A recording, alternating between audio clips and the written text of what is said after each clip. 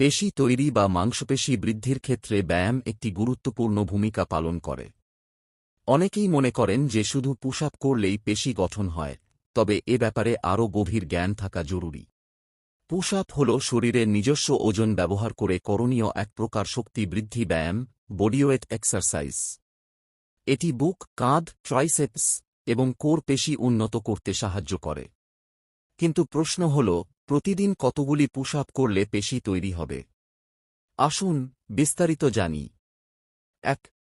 Push up কি এবং কেন এটি পেশি গঠনে সাহায্য করে? পুশ আপ হল একটি বডিওয়েট এক্সারসাইজ যা শরীরের সামনের অংশের পেশি যেমন চেস্ট, বুকের পেশি, ট্রাইসেপস, বাহুর পিছনের পেশি এবং শোল্ডার পেশিকে উন্নত করে। এছাড়া কোর মাংসপেশিও সক্রিয় থাকে, যা ব্যায়ামের সময় শরীরকে স্থিতিশীল রাখে। পুশ আপের মাধ্যমে পেশি তৈরির মূল বিষয় হল মাংসপেশি ফাইবারের ক্ষতি হওয়া এবং পরবর্তীতে শরীর সেই ক্ষতি পূরণ করার জন্য নতুন ফাইবার গঠন করে। ফলে পেশি বড় ও শক্তিশালী হয়। ২.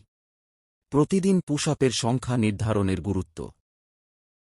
পেশি তৈরি করতে পুশ আপের সংখ্যা খুবই গুরুত্বপূর্ণ, কিন্তু শুধু সংখ্যার ওপর নির্ভর করলেই হবে না। কারণ ওভারট্রেনিংয়ের ঝুঁকি, অতিরিক্ত পুশ আপ করলে পেশি ক্লান্ত হয়ে যায়, পুনরুদ্ধারের জন্য পর্যাপ্ত সময় না পেলে পেশি বৃদ্ধি কমে যেতে পারে। সঠিক ফর্ম বজায় রাখা। অনেক পুশ আপ করলে যদি সঠিক ফর্ম না থাকে, তাহলে পেশির পরিবর্তে ইনজুরি হতে পারে। ব্যক্তিগত সক্ষমতা। প্রতিটি মানুষের পেশি ক্ষমতা, শারীরিক অবস্থা আলাদা। তাই একটি নির্দিষ্ট সংখ্যার পুশ আপ সবার জন্য উপযুক্ত নয়। ৩. কতগুলি পুশ আপ করলে পেশি তৈরি হয়?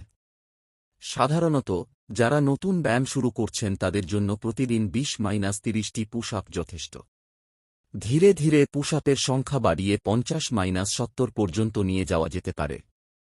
যারা ভালো ফিটনেস স্তরে আছেন তারা ১০০ বা তারও বেশি পুশ আপ করতে পারেন, তবে সেট ভাগ করে নিতে হবে, যেমন ৪ সেট, প্রতিটি ২৫টি push up.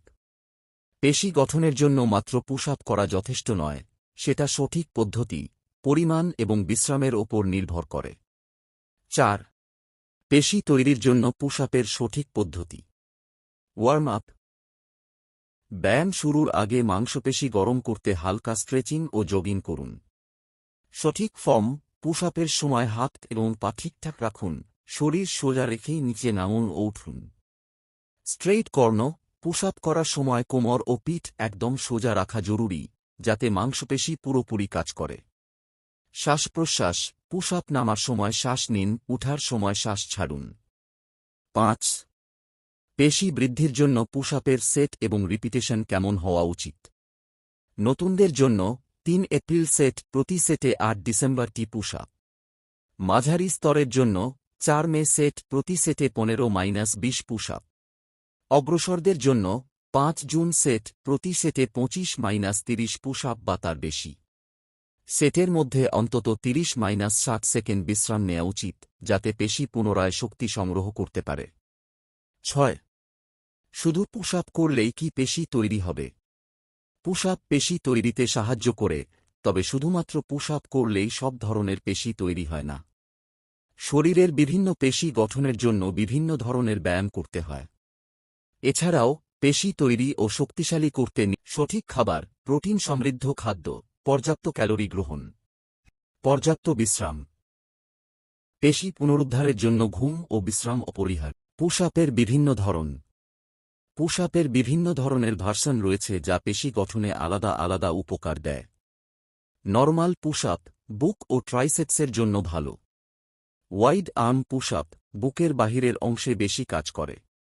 Diamond push up triceps ও বুকের অভ্যন্তরীণ অংশে বেশি কাজ করে। ইনক্লাইন পুশ আপ কাঁধ ও বুকের উপরের অংশ উন্নত করে। ডিক্লাইন পুশ আপ বুকের নিচের অংশ ও ট্রাইসেপসের জন্য ভালো। এগুলো ব্যবহার করে পুরো শরীরের পেশি সমানভাবে গঠন করা যায়। ৮. প্রতিদিন পুশ আপ করার সময় কি খেয়াল রাখতে হবে? শরীরের সিগন্যাল শুনুন, পেশিতে অতিরিক্ত ব্যথা বা ক্লান্তি হলে বিশ্রাম নিন। Progressive overload. ধীরে ধীরে পুশ আপের সংখ্যা বা সেট বাড়ান, যাতে পেশি ক্রমাগত উন্নতি পায়।